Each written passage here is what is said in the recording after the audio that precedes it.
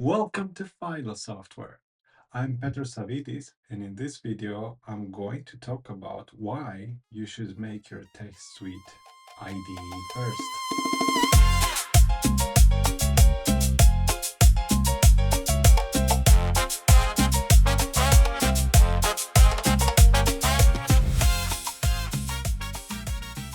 In this video, I'm going to be brief. This presentation is not particularly interesting. However, the principle I'm going to recommend is very critical, and sometimes I think in the community it doesn't get so much attention as it should take. When I say community, I mean ex-colleagues, people online, etc. Or projects that are using real production code bases that are basing their settings on this principle. So my take is that you should make your test suite runner agnostic and not depend only on your build. So I'm going to fire the test suite of this electricity bill application I've made, and let's see how it does. Maven clean install triggers the Maven build lifecycle, and at their respective phase, the unit tests are executed, and we see there are 85 executions. Now, I've spent the time to make my tests also run from the IDE, and as you can see, I'm just one click away from doing so.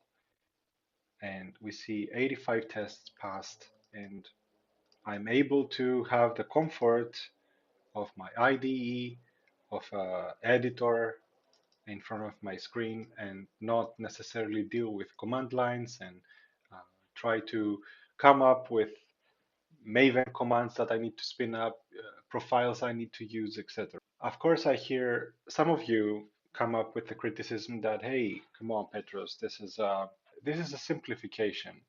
In more complex applications, you have different needs. You have profiles, you have many more tiers. You just don't have a simple application that just uploads to Google Sheets. You have databases, message brokers. Well, in that case, I recommend you to use test containers.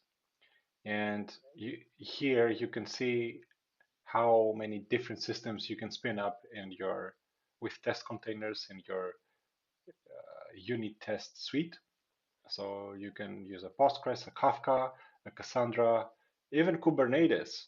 And you can do that from test containers, which just uses a Docker image, it spins it up, and then your tests fire against the container that you just spawned. Now, is it perfect?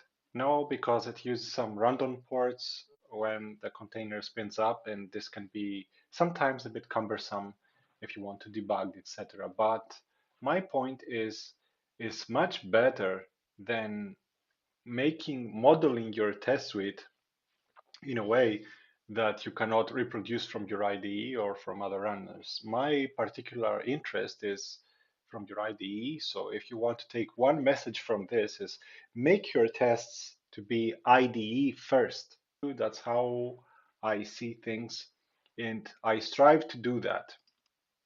Why is that important?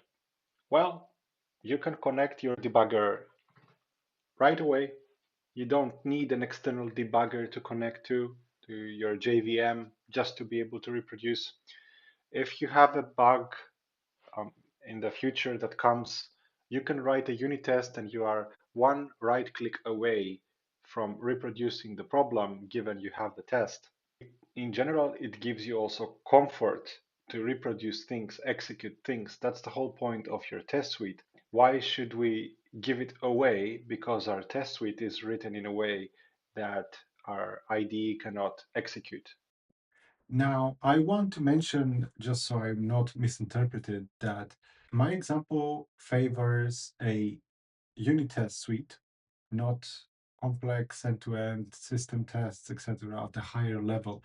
But at least the test suite that you run as a dev every day, you should be able to run it with a right click in your IDE.